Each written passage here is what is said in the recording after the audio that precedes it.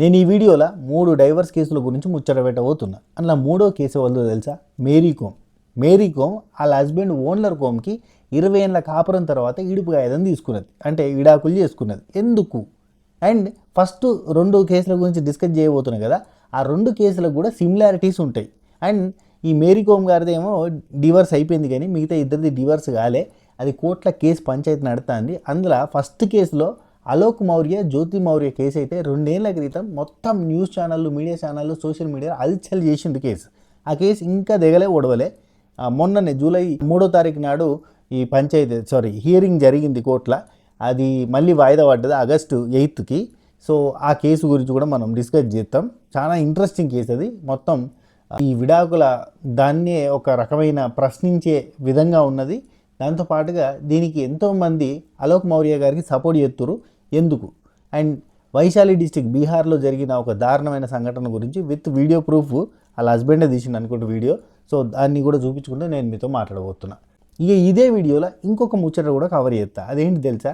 మనం యూజువల్గా క్యాజువల్గా చైనా నుంచి సామాన్లు ఇంపోర్ట్ చేసుకుంటాం కదా, సామాన్లతో పాటు అక్కడ చట్టాలలోకి వెళ్ళి కొన్ని రూల్స్ కూడా ఇంపోర్ట్ చేసుకుంటే మంచిగా ఉంటుంది అని నాకు ఫీలింగ్ వచ్చింది. ఎందుకంటే చైనాలో కొత్త చట్టం ఒకటి వచ్చింది. ఇది విడాకుల చట్టంలో కొన్ని కొత్త రూల్స్ వచ్చినాయి. ఆ రూల్స్ ఖచ్చితంగా మన దగ్గర కూడా పాటిస్తే బాగుంటుంది, చాలామంది మొగజాతి ఆనిముత్యాలకి అన్యాయం జరగకుండా ఉంటుంది అన్న పాయింట్ వచ్చింది. అఫ్కోర్స్ లేడీస్కి బలమైన చట్టాలు ఉన్నాయి లేడీస్ కోసం, కానీ మగవాళ్ళ కోసం బలమైన చట్టాలు లేవు. అవి అత్తే మంచిగా ఉంటుందని ఈ 3 కేసులు విన్న తర్వాత మీరే అంటారు. చలో షురు చేద్దామా? రైట్. ఫస్ట్ అలోక్ మౌర్య, జ్యోతి మౌర్యాల కేసు గురించి. వీళ్ళిద్దరూ వైఫ్ అండ్ హస్బెండ్స్ 2009లో పెళ్లి చేసుకున్నారు. 2009లో పెళ్లి చేసుకున్న ఈ జంట 2023లో విడాకులకు అప్లై చేయాల్సి వచ్చింది. ఎందుకు? ఇక్కడ అలోక్ మౌర్య ఏం చేసేటోడో మనం చెప్పుకుందాం. ఫస్ట్ థింగ్, జ్యోతి మౌర్య ఫ్యామిలీ చాలా పూర్ ఫ్యామిలీ, పేదరికం.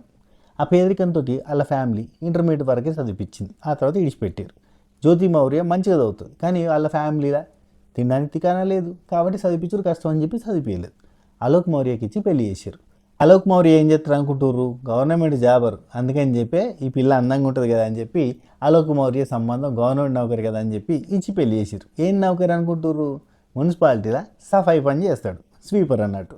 అసలు స్వీపర్ అయినా కానీ గవర్నమెంట్ జాబ్ కదా, మంచి జీతం వస్తుంది కదా, మంచి సెటిల్గా ఉండొచ్చు కదా అని ఉత్తరప్రదేశ్ వెళ్ళదు ఆలోచించి తల్లిదండ్రులు కూడా మంచి సంబంధానికి పెళ్లి చేశారు. అండ్ అలోక్ మౌర్య కూడా చాలా మంచోడు. ఎంత మంచోడు అంటే పెళ్లి చేసుకున్న తర్వాత భార్యకి చదువు అంటే ఇష్టమని గ్రహించి నువ్వు చదువుకుంటావా అని అడిగితే చదువుకుంటా అన్నది. సరే నేనేమి ఇబ్బంది పెట్టా, చదువుకో అని చెప్పి డిగ్రీ చేయించాడు. డిగ్రీ 3 ఏళ్ళు అయిపోయిందా?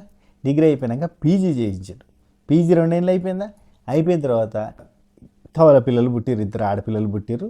ఒక కాన్పు అయిపోయిన తర్వాత అంటే నేను కూడా జాబ్ చేస్తాను ఆమె అన్నందుకు సరే ఖచ్చితంగా ఎదుగుతాయి అని చెప్పి గవర్నమెంట్ జాబ్లకు ప్రిపేర్గా, ప్రైవేట్ జాబ్లో ఏం చేస్తావు ఏం పాడవుతుంది అలా, గవర్నమెంట్ జాబ్కి ప్రిపేర్గా నీకు మంచి తెలివి ఉన్నది, మంచి చదువు ఉన్నది కదా అని చెప్పి కోచింగ్లకు పంపించిండు. ఆ కోచింగ్లలో ఆమె మంచిగా చదువుకొని యూపీఎస్సీ ఎగ్జామ్స్లో మంచి జాబ్ కొట్టింది. SDM అంటే సబ్ డివిజనల్ మెజిస్ట్రేట్, అంటే కలెక్టర్ తర్వాత కలెక్టర్ అంత మంచి జాబ్ కొట్టింది. లైఫ్ సెట్, కథం నెక్స్ట్ లెవెల్ కదా. ఆ ట్రైనింగ్కి పోయింది, పోస్టింగ్ పడ్డది. ఇక ఏంది, కష్టపడి చదివించిన ఈయనకి అంటే 2 ఆడపిల్లల్ని పెట్టుకొని ఇక ఈ సంసారం అంతా పెట్టుకొని ఆయన ఊడిసే పని చేసుకుంటా వచ్చిన పైసలతోటి భార్యని కష్టపడి చదివిస్తే దగ్గర ఇంచుమించు కలెక్టర్ అంత నౌకరు కొట్టే ఎట్లుంటుంది ఆశల ఇట్లా మొత్తం. ఏంటంటే దరిదాటి ఊరకలు వేస్తే ఆ పాట లెక్క ఒక అంటే ఈ వేచి చూసిన పంట పెరిగితే, కళ్ళ ముందు పంట పెరిగితే ఎంత మంచిగా ఉంటుందో అంత హ్యాపీనెస్ వచ్చింది. అంత బాగానే ఉన్నది. ఆమెకి పోస్టింగ్లు పడుతున్నాయి. ఆ పోస్టింగ్ల నుంచి వెళ్ళి సంవత్సరానికి అంటే 1 ఇయర్ అయిపోయింది. ఆ తర్వాత ఆమెకి వేరే చోటుకి ట్రాన్స్ఫర్లు అవుతున్నాయి. ఈయన కూడా అన్ని రకాలుగా సవలతు ఉండాలి కదా అని చెప్పి అది ఊరు పేరు ఉండే ప్రయాగరాజ్ దగ్గర, ప్రతాప్గఢ్ దగ్గర ఆయన ట్రాన్స్ఫర్ కూడా చేయించుకున్నాడు. ఆమె కోచింగ్ తీసుకుంటున్నప్పుడే ఆమెకి కంఫర్టబుల్గా ఉండాలి, పిల్లలు ఉన్నారు అని చెప్పి ఆమె కోసం అని చెప్పి ట్రాన్స్ఫర్ కూడా చేసుకున్నాడు. అంత బాగానే ఉన్నది, లైఫ్ సెటిల్ అనుకున్నాడు. కానీ అక్కడనే ఏం జరిగిందంటే ఈమె పాట్నాకి ట్రాన్స్ఫర్ అయిన తర్వాత అక్కడ ఆమెకి ఇక రకరకాల కొత్త పరిచయాలు అండ్ ఇంకా చాలా వరకు ఆమె కూడా మనసులో కొత్త కోరికలే గుర్రాలు అయితే రెక్కల గుర్రం మీద యువరాజు వచ్చి మనం ఎత్తుకుపోవాల్సిన టైంలో ఈ ఈ ఊడ్చుకునేట ఆయన వచ్చి ఎత్తుకొని పోయింది అన్న ఫీలింగ్ వచ్చిందో ఏమో. నేను ఎస్డిఎం అంటే కలెక్టర్ అంత పోస్టు, కలెక్టర్ తర్వాత కలెక్టర్ అంత పోస్టు, ఈ చెత్త ఊడ్చుకునే టోన్కి నేను వైఫ్ అని చెప్పుకోవడం ఏంది అని ఆమె సిగ్గుపడడం మొదలుపెట్టింది. కోర్స్ ఇవన్నీ స్టార్ట్ కాకంటే ముందే అలోక్ మౌర్య ఏం చేసిందంటే ఏదైనా బిజినెస్ పెట్టుకుంటాను అన్నాడు. ఎందుకంటే ఇట్లా నాది ఊడ్చే జాబ్ అంటే నీకు కూడా చిన్నతనమే కాబట్టి నేను బిజినెస్ చేసుకుంటాను కూడా అన్నాడు. కానీ ఇంత లోపల ఏమైందంటే ఆమెకి ఒక పోలీస్ డిపార్ట్మెంట్లో ఒక జాబ్ చేసుకునే ఒక కమాండర్ సంథింగ్ అలాంటి పోస్ట్ చేసి మనీష్ దుబే అనేతో పరిచయం ఏర్పడ్డది. ఆ మొదటి చూపుల్లోనే ఆ జ్యోతి మౌర్యకి 2 పిల్లలు ఉన్నారు, నాకు హస్బెండ్ ఉన్నాడు, అవన్నీ మర్చిపోయింది. ఎందుకంటే ఆ ఊడిచెట్టు ఉన్న హస్బెండ్ అని చెప్పుకోవడం నాకే సిగ్గుచెట్టు అని అనుకుంది. ఎందుకంటే రెక్కలు వచ్చినాయి పోయి, రెక్కలు వచ్చిన తర్వాత అంతే అయిపోయింది. ఇక ఆమె చూడడానికి కూడా బాగానే ఉంటుంది కాబట్టి ఇతనితో మనీష్ దుబే అనే అతనితో పరిచయం ఏర్పడ్డది. ఆ పరిచయం ఎంత ఏర్పడ్డదంటే ఎక్కడనో వేరే సిటీలో, ఇక్కడనేమో పిల్లలతోటి ఇతను ఉంటే ఎక్కడనో వేరే సిటీలో ఆమె ఉంటుంది పాట్నా దగ్గర.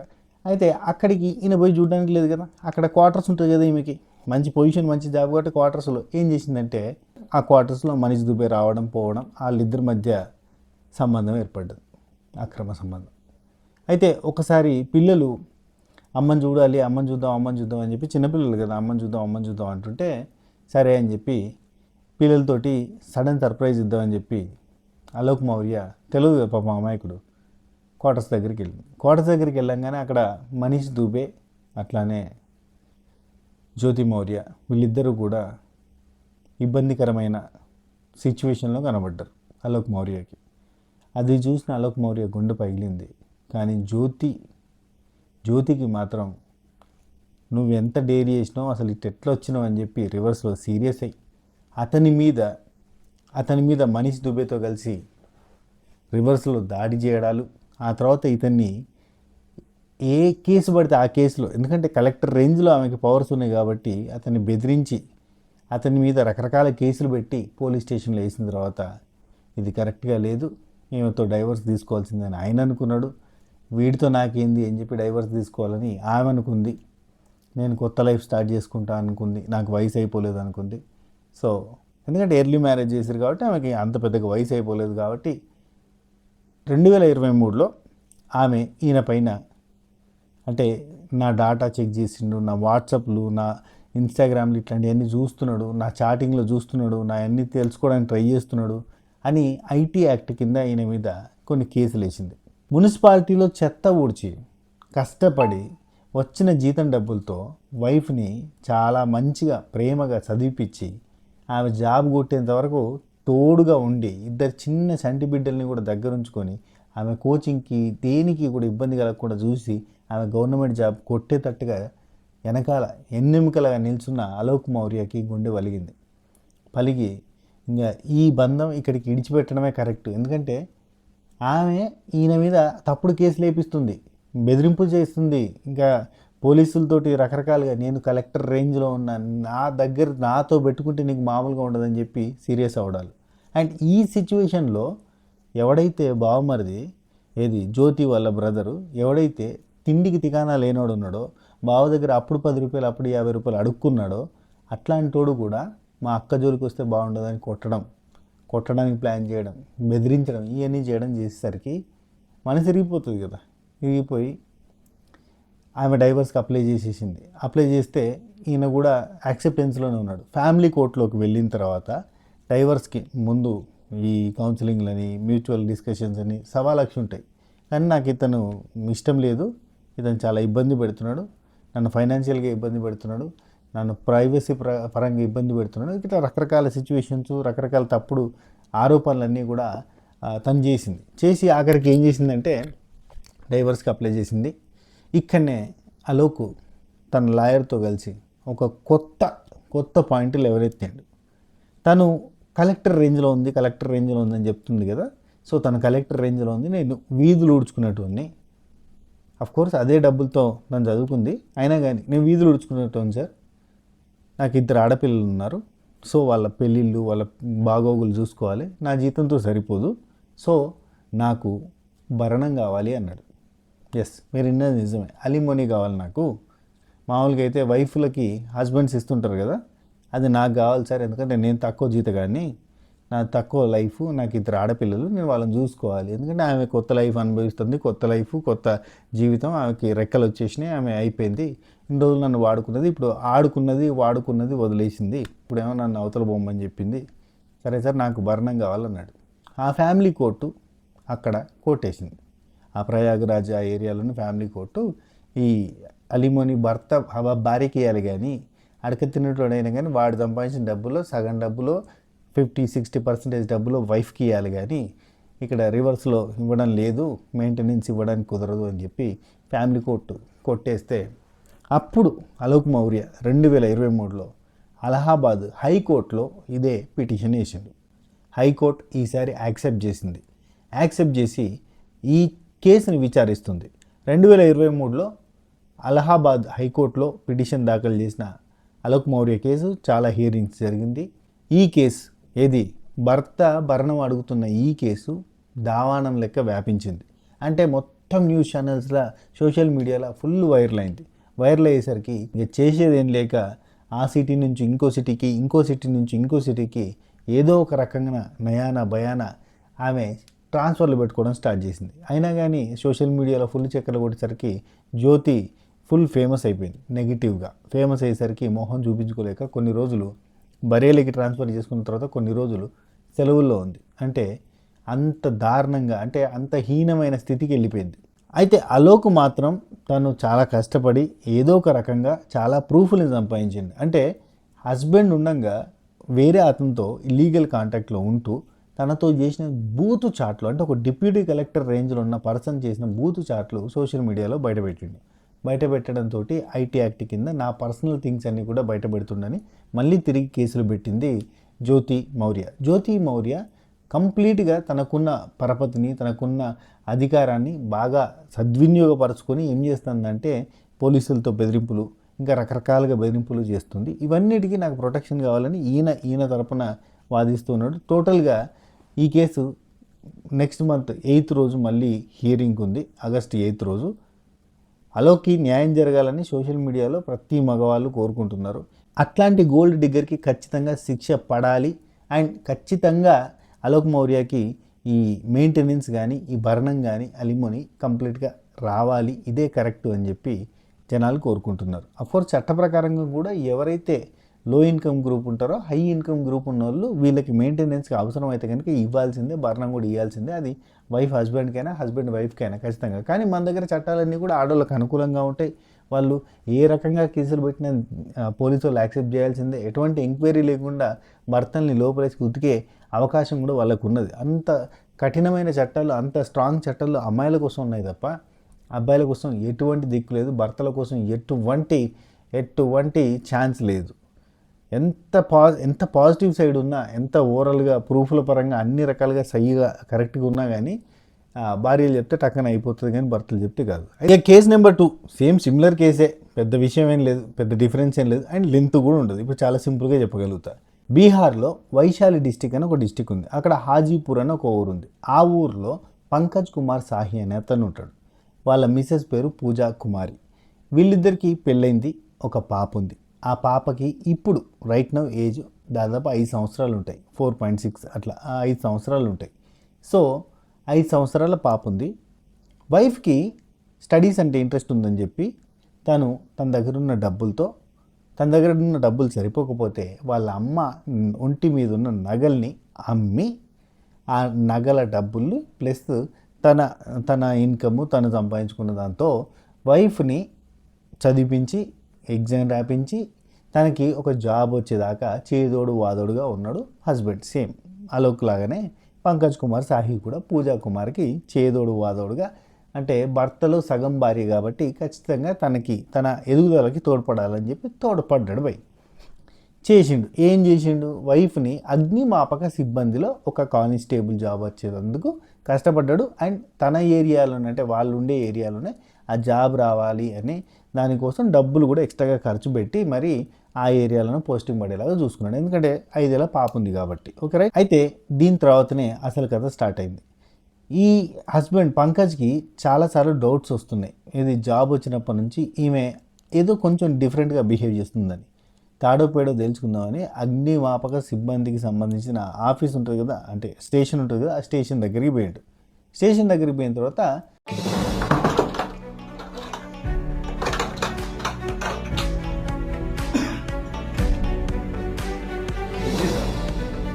सर आ गए हैं, आ रहे हैं सर इतना गुस्सा है पैर बन गया हमरा। चलो। कौन है वो अंदर में? क्या कौन है वो अंदर में? क्या अंदर में कौन है? अंदर में हाँ कहाँ खुल गया? अंदर में है, दिख रहा है। क्या अंदर में कौन है वो? कहाँ खुल गया? इधर पर रहिएगा। अंदर अंदर आइए, अंदर आइए। अंदर उसको निकालो ना बाहर। हो गया क्या बोला धर्मेंद्र भैया को बोला, उसको बता कौन है वो? धर्मेंद्र भैया, कहाँ खुल गया? धर्मेंद्र भैया उसको बोला ना बाहर निकल जाओ भाई, निकल जाइए ना। आइए आइए बाहर आइए।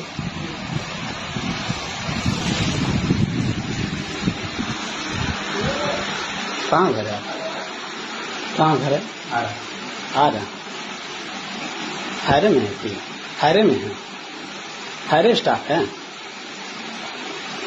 हायरे स्टाफ है? ठीक।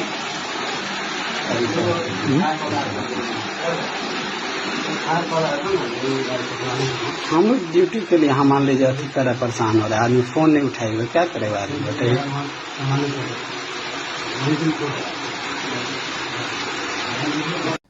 ఈ కానిస్టేబుల్స్ కానీ ఈ అగ్నిమాపక సిబ్బంది కానీ డ్రెస్సులు చేంజ్ చేసుకోవడానికి ఒక రూమ్ ఉంటుంది కదా, ఆ రూమ్ దగ్గరికి పోయినప్పుడు ఆ వీడియోలో ఉన్నదే పూజా కుమారి. ఆ పూజా కుమారి డోర్ ఓపెన్ చేయాలంటే నేను డ్రెస్ వేసుకున్నా అంటుంది. కానీ తన ఇంప్రాపర్ హెయిర్ కానీ తను పడుతున్న టెన్షన్ కానీ చూస్తుంటే మనకు సినిమా అర్థమైపోయింది. లోపల తలుపు తీస్తే ఏం లేదు, మంచం కింద మామయ్య ఉన్నాడు.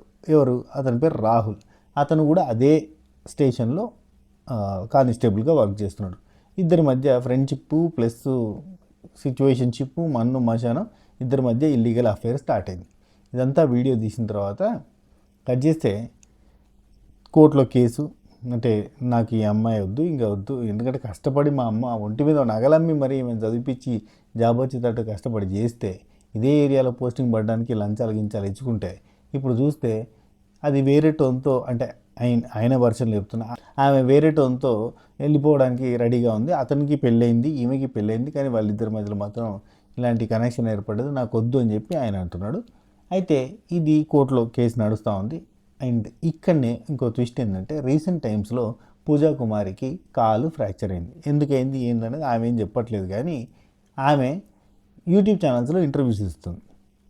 ఆమె ఏం చెప్తుంది, లక్షలు మేము కట్నం ఇచ్చినాం, ఆయన వాళ్ళ అమ్మ నగలు అమ్ముకొని ఎందుకు చేస్తాడు, అంత ఫేకు, ఊరికనే చెప్తుడు, అండ్ నాకు రాహుల్కి ఎటువంటి సంబంధం లేదు. అంటే మరి మంచం కింద ఆయన న్యూడ్గా ఎందుకున్నాడు, అంటే ఓన్లీ ఇన్నర్ వేర్తోనే ఎందుకున్నాడు, అసలు ఆయన ఒంటి మీద బట్టలు కూడా లేవు, అసలు మంచం కింద ఎందుకు దాక్కున్నాడు, ఏం జరిగింది అక్కడ సిచ్యువేషన్ ఏంటంటే నాకు తెలియదు, నేను డ్రెస్ చేంజ్ చేసుకున్నా, బయటకు వచ్చేసిన, అసలు నాకు ఏం తెలియదు, నేను రెడీ అయిపోయినా నా డ్యూటీ కోసం, అంటే జుట్టు అంతా ఇట్లా పిచ్చి ఉంటే అసలు నేను అంటే డోర్ కొట్టగానే బయటకు వచ్చేసిన, అసలు నాకు ఏం అర్థం కాలేదు, ఏం చేసింది తెలియదు, నేను రెడీ అయ్యాను, బయటకు వచ్చాను, నేను డ్యూటీ కోసం పోతున్నాను, అసలు అక్కడ ఏం జరగలేదు, ఏం జరగకపోతే మీరు ఎందుకు టెన్షన్ పడ్డారంటే అక్కడ అసలు మంచి కింద ఆయన ఎట్లా వచ్చిండు అని చెప్పి నేను టెన్షన్ పడ్డా, అంటే అతను ఎందుకు న్యూడ్గా ఉన్నాడంటే నాకేం తెలుసు, అక్కడ బట్టలు మార్చుకోవడానికి పోయింది కావచ్చు అన్నట్టుగా నైస్గా చెప్తూ, మా హస్బెండ్ నన్ను సతాయిస్తాడు, మా హస్బెండ్ నన్ను టార్చర్ పెడతాడు, మా హస్బెండ్ కావాలని నన్ను ఇరికిస్తుండు, మా హస్బెండ్కి నాకు జాబ్ పోవాలని ఉంది, ఇంకా రకరకాల పాయింట్స్ చెప్పుకుంటూ కంప్లీట్గా హస్బెండ్దే తప్పు, నాది ఏం తప్పలేదు, నేను పరమాన్నం వండితే తెల్లారిదాకా చల్లారదు అన్నట్టుగా చాలా చెప్తుంది. అండ్ కాలు ఫ్రాక్చర్ అయితే కనబడుతుంది, నేను రెస్ట్ తీసుకుంటున్నా కనబడుతుంది. ఓవరాల్గా ఏం చెప్తుందంటే నేను రైట్, ఆయన్నే రాంగ్, కావాలని నన్ను ఇరికిస్తున్నాడు, అసలు మాకేం సంబంధం లేదు, మేము చాలా మంచోళ్ళం అన్నట్టుగా చెప్తుంది. అంటే రాహుల్ కానీ ఈమె కానీ చాలా మంచోళ్ళు, మేము డ్యూటీ చేసుకుంటున్నాం, ఆ డ్యూటీలో బట్టలు మార్చుకోవడానికి వెళ్ళాను లోపలికి, అంతే తప్ప మా ఇద్దరి మధ్యలో ఎటువంటి అవినాభావ బొమ్మర సంబంధాలు లేవు అని చెప్తుంది. అది మ్యాటర్. ఓకే, ఈ కేసులో మీరు ఏమంటారు చెప్పండి. అంటే పూజా కుమార్ది తప్పు ఉందా లేదా, రాహుల్ది తప్ప, పూజా కుమార్ది తప్ప, లేదంటే పంకజ్ కుమార్ సాహిది తప్ప? ఇక ముచ్చటగా మూడో కేసు మేరీ కోమ్ గారి కేసు. మేరీ కోమ్ గారు ఓన్లర్ కోమ్ అనే ఆయనతో 2005లో పెళ్లి చేసుకున్నారు. 2005లో పెళ్లి చేసుకున్న వీళ్ళు 2023లో విడిపోయారు. అంటే దాదాపు 18 సంవత్సరాలు గెలుచున్నారు. ఇక్కడ చూడండి, మీరు ఈ జ్యోతి మౌర్య, అలోక్ మౌర్య చూసినా కానీ ఇయర్స్ ఆఫ్ రిలేషన్, అంటే 2009లో పెళ్లి చేసుకుంటే 2023లో విడాకులకు అప్లై చేసుకున్నారు. అంటే చూడండి, ఇన్ని సంవత్సరాలు 15 సంవత్సరాలు కలిసి ఉన్నారు, పిల్లలు ఉన్నారు, 2 పిల్లలు, ముద్దుల పిల్లలు, అయినా కానీ ఆమె అట్లా బిహేవ్ చేసింది.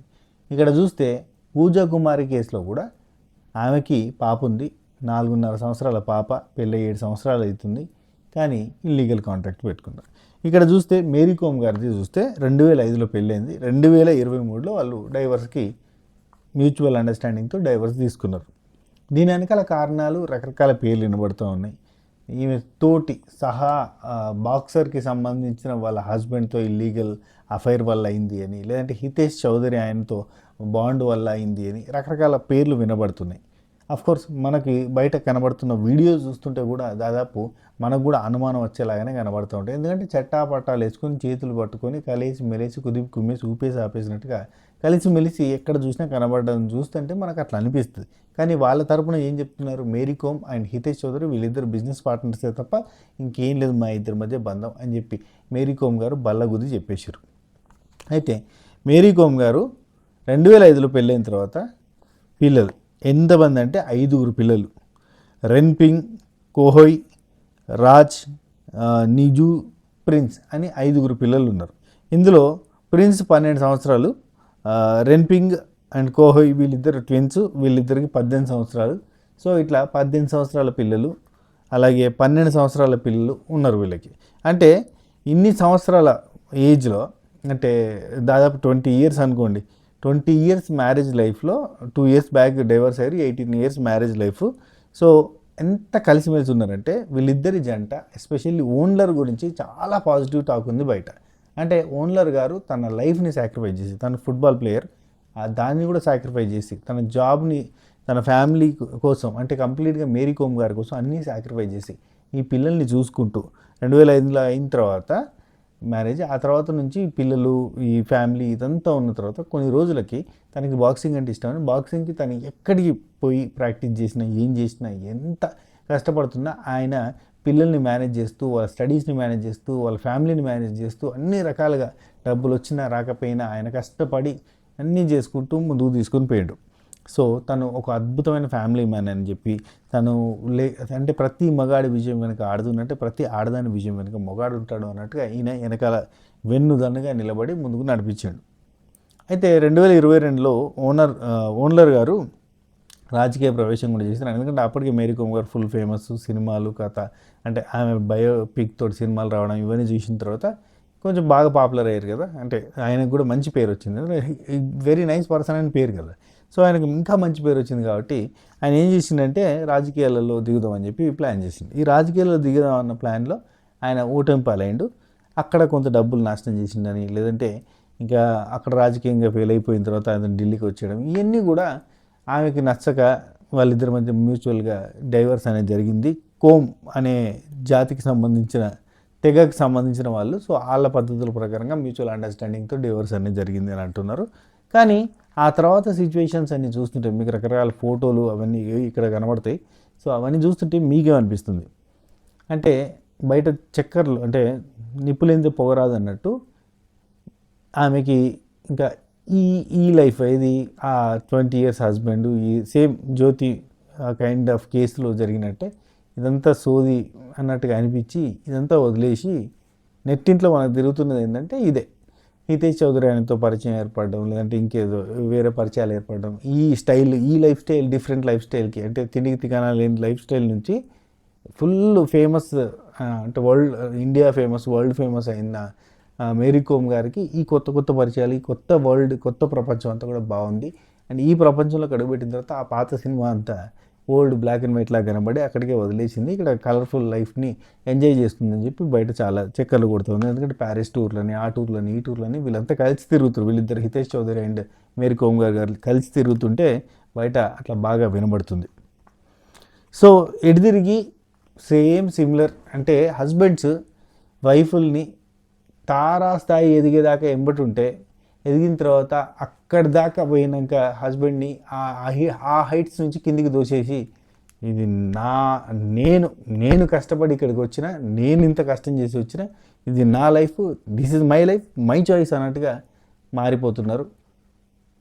కొత్త సంస్కృతులు అలవాటు పడ్డాక పాత మనుషులు ముసలోళ్ళ లెక్క కనబడి నూకేస్తున్నారు. ఇది జరుగుతున్న సిమిలర్ స్టోరీ. అయితే అన్ని కేసులలో కూడా అలిమోని భర్తలు వైఫ్లోకి ఇస్తుంటారు. కానీ అలోక్ మౌర్య గారు రిటర్న్లో కేసు పెట్టారు కదా. లైక్ దట్ చైనాలో కొన్ని కొత్త రూల్స్ వచ్చినాయి. ఏం రూల్స్ వచ్చినాయి తెలుసా? చైనాలో ఇక నుంచి అలిమోని అనే కాన్సెప్ట్ లేదు. అంటే భర్తలు భార్యలకి అసలు భరణం ఇవ్వాల్సిన అవసరం లేదు. అండ్ ఎవరికి ఇవ్వాల్సిన అవసరం లేదు. ఇవ్వాలి అనిపిస్తే ఎంత ఇవ్వాలనిపిస్తే అంత ఇవ్వచ్చు. 10 రూపాయలు బిచ్చ వేసినట్టు ఇచ్చి రావచ్చు, లక్షల కోట్లు ఇచ్చి రావచ్చు. నీ ఇష్టం బై. నువ్వు నీ వైఫ్కి ఏమైనా ఇస్తావా మెయింటెనెన్స్కి? ఇస్తే ఇయ్యి, లేదంటే ఆమె కష్టపడి బతకాలి అంతే. ఇయ్యబుద్ది కాబట్టి ఇయ్యకు. అండ్ రెండోది హైలైట్ పాయింట్ ఏంటంటే దీనివల్ల ఏమైందంటే చైనాలో కంప్లీట్గా ఈ డైవర్స్ మీద బతికే లాయర్లు కానీ, డైవర్స్ మీద ఉండే కథ కానీ, అండ్ డైవర్స్ మీద జరుగుతున్న గేమ్, కొంతమంది వైఫ్లు ఏం చేస్తున్నారు ఇక్కడ కొత్త గేమ్ ఏంటంటే మంచి కోట్ల రూపాయలు ఉన్నోని ట్రాప్ చేసి పెళ్లి చేసుకోవాలి. పెళ్లి చేసుకున్నాక ఎంబటే డైవర్స్ ఇవ్వాలి. డైవర్స్ ఇవ్వగానే అలిమోని వస్తుంది, మెయింటెనెన్స్ వస్తుంది. డిమాండ్ చేసిన దాన్ని బట్టి, వాళ్ళు ఇచ్చిన దాన్ని బట్టి లక్షల కోట్ల రూపాయలు గుంజేటోళ్ళు కూడా ఉన్నారు. పెద్ద పెద్ద స్కెచ్లు వేస్తే దీనికి అద్భుతమైన స్కెచ్లు వేసి అసలు మన ఆస్తులు పోకుండా కాపాడుకున్న వాళ్ళు కూడా ఉన్నారు. కొంతమంది తల్లుల పేరు మీద, బ్రదర్స్ పేరు మీద ఆస్తులు షిఫ్ట్ చేసి, ఇలాంటి ఏదైనా రిటికేషన్ ఉండబోతుంది ఫ్యూచర్లో అనిపించినప్పుడు ఆస్తులు షిఫ్ట్ చేసిన మేధావులు కూడా ఉన్నారు, హార్దిక్ పాండ్యా లాంటి వాళ్ళు. అయితే ఇక్కడ ఏం జరిగిందంటే చైనాలో అద్భుతమైన రూల్స్, మెయింటెనెన్స్ అలిమోని ఇవ్వాల్సిన అవసరం లేదు. ఇష్టం ఉంటే ఇవ్వచ్చు, లేదంటే లేదు. అదే వాళ్ళ ఇష్టం, పార్ట్నర్ ఇష్టం. రెండోది ప్రాపర్టీస్ ఉంటే ఎవరి డబ్బులతో అయితే అవి కొన్నారో అవి వాళ్ళకి సంబంధించినవి, వాళ్ళకి చెందుతాయి మాత్రమే. ఎవరి అకౌంట్లో నుంచి పైసలు ఆ కొన్న ప్రాపర్టీ ఆ ఓనర్కి పోయినాయో ఆ అకౌంట్ హోల్డర్కి మాత్రమే అధికారం ఉంటుంది. రైట్. అండ్ మూడోది కిడ్స్ ఎంతమంది ఉండని 50-50 అంటే ఒక బాబు ఉన్నాడు అనుకోండి, 50-50 మెయింటెనెన్స్ కానీ 50 days కానీ, అంటే సగం బాధ్యత. ఇద్దరికి 50% బాధ్యత. అమ్మలే చూసుకోవాలి, నాన్నలే చూసుకోవాలని లేదు. And fourth one gifts. ఎవరైనా గిఫ్ట్స్ ఇస్తే అది ఎవరి కోసం ఇచ్చారో వాళ్ళకి మాత్రమే చెందుతుంది. అర్థమైందా? మీ పెళ్ళిలో ఎవరైనా ఒక ఫ్రిడ్జ్ పెట్టారు, ఆ ఫ్రిడ్జ్ అమ్మాయికి సంబంధించిన ఫ్రెండ్స్ వచ్చి పెట్టారు అనుకో, అది అమ్మాయికి పోతుంది. అబ్బాయికి సంబంధించిన వాళ్ళు వచ్చి పెట్టారు అనుకో, అబ్బాయికే పోతుంది. అర్థమైందా? అట్లా ఎవరిది వాళ్ళకే. నువ్వు వాళ్ళని డిమాండ్ చేయాల్సిన అవసరం లేదు, వాళ్ళు నిన్ను డిమాండ్ చేయాల్సిన అవసరం లేదు. ఫైనాన్షియల్ ఫ్రీడమ్ ఉంది, హ్యాపీగా మీరు ఏ జాబ్ అని వేసుకొని మీరు ఎట్లన్నా బతుకురి. అంతే తప్ప భర్త మీద పడి రక్తపింజర కాదు, జలగలాగా రక్తం పీలుస్తా అంటే కాదు. వాడు సంపాదించిందంతా జీవితాంతం ₹1,00,000 జీతం ఉంటే దానికి 40,000 నూక్కపోదామని కాదు. ఇట్లాంటివి చెల్లవు. ఇలాంటి ఏది పాతకాలం రూల్స్ అన్నీ చెల్లుబాటు అయిపోయినాయి అని చెప్పారు. అండ్ మన దగ్గర ఇలాంటి చట్టాలు వస్తే బాగుంటుంది. కానీ ఇలాంటి చట్టాలు వచ్చినప్పుడు వరకట్నం అనేది కూడా నిషేధించాలి. వరకట్నం తీసుకుంటే ఖచ్చితంగా అలిమోని మరించాల్సి వస్తుంది. అంతే, మరి ఆ రూల్ పెట్టాలి. నువ్వు వరకట్నం అడగకు, అలిమోని కట్టకు, అంటే భరణం కట్టకు. నువ్వు పెళ్ళి చేసుకునేటప్పుడు వరకట్నం అడిగినావు, ఖచ్చితంగా పెళ్ళి పెటాకులు అయితే కనుక భరణం ఇవ్వాల్సిందే అని రూల్స్ పెడితే బాగుంటుంది. అంతే తప్ప కట్నం నడుస్తూనే ఉంటుంది, అలిమోని వద్దు అంటే కానీ మళ్ళీ కష్టం. ఎందుకంటే ఆడవాళ్ళు ఒప్పుకోరు. కాబట్టి అది ఉంటే ఇది ఉండాలి, అది లేకపోతే ఇది కూడా ఉండొద్దు. కంప్లీట్గా భరణం అనే కాన్సెప్ట్ పూర్తిగా పోవాలంటే ఇట్లనే పోవాలి. అండ్ రీసెంట్గా ఒక కేసు చూసినాం చూడు, కోట్ల ఆస్తి కిలల బంగారం ఇచ్చినాక కూడా వరకట్న వేధింపులు జరిగి ఒక అమ్మాయి సూసైడ్ చేసుకుని చనిపోయింది చూడు. లైక్ దట్ కేసెస్ జరుగుతాయి. లేకపోతే అందుకే వరకట్నం భరణం, వరకట్నం లేదు భరణం లేదు బస్. అండ్ ఈ కొంతమంది క్రూయల్ మెంటాలిటీ ఉన్న అమ్మాయిలు అయితే నిజంగా ఈ మధ్య కాలంలో స్పెషల్లీ భరణం కోసం, అంటే అలిమోని కోసమే కొంతమంది పెళ్లి చేసుకుని వాళ్ళకి టార్చర్ చూపించి విడాకులు ఇచ్చేసి ఈ డబ్బులు గుంజుతున్నారు. లైక్ ఒక కేసు జరిగింది చూడరు, వాళ్ళ పేరు ఏదో ఉంటుంది, నేను ఎక్కడో రాసినట్టు కూడా ఉంది. ప్రసన్న గారి కేసు సింగపూరు, యుఎస్, ఇండియా అన్ని తిరిగితే ఇండియాలో బకరా అవ్వాల్సి వచ్చింది పాపం ఆయన. లైక్ దట్ మన దగ్గర చట్టాలు ఇంకా స్ట్రాంగ్గా అవ్వాలి, అయితేనే బాగుంటుంది. ఇట్లనే ఉంటే కనుక అబ్బాయిలకు ఇబ్బంది, చాలా ఇబ్బంది. ప్రసన్న గారి కేసే పెద్ద ఎగ్జాంపుల్. అండ్ అలిమోని ఖచ్చితంగా అలోక్ మౌర్య గారికి రావాల్సిందిగా కోరుతున్నాం. వీలైతే మన పంకజ్ కుమార్ సాహి గారికి కూడా అలిమోని ఇప్పిస్తే బాగుంటుంది. అండ్ అట్నే మన ఓనర్ గారికి కూడా ఇప్పిస్తే, ఓనర్ గారికి మ్యూచువల్ అండర్స్టాండింగ్ తోడిపోయింది. అట్లా కాకుండా ఓనర్ గారికి కూడా ఈ అలిమోని అనేది ఇప్పిస్తే బాగుంటుందని నేను కోరుకుంటున్నాను. అండ్ ఈ 3 కేసులు చూసిన తర్వాత అండ్ చైనాలో ఉన్న ఈ కొత్త రూల్స్ చూసిన తర్వాత మీకేమనిపించింది కింద కామెంట్ చేసే ప్రయత్నం చేయండి. ఇప్పటిదాకా మన ఛానల్ని సబ్స్క్రైబ్ చేయకపోతే కనుక సబ్స్క్రైబ్ చేసి గంట కొట్టి అలానే సింబల్ ప్రెస్ చేసుకుని పెట్టుకోవాలి. ఓకే రైట్, ఉంటా, take care, Tata, by by, నమస్తే, షబ్బ ఖైర్, టిడిన్.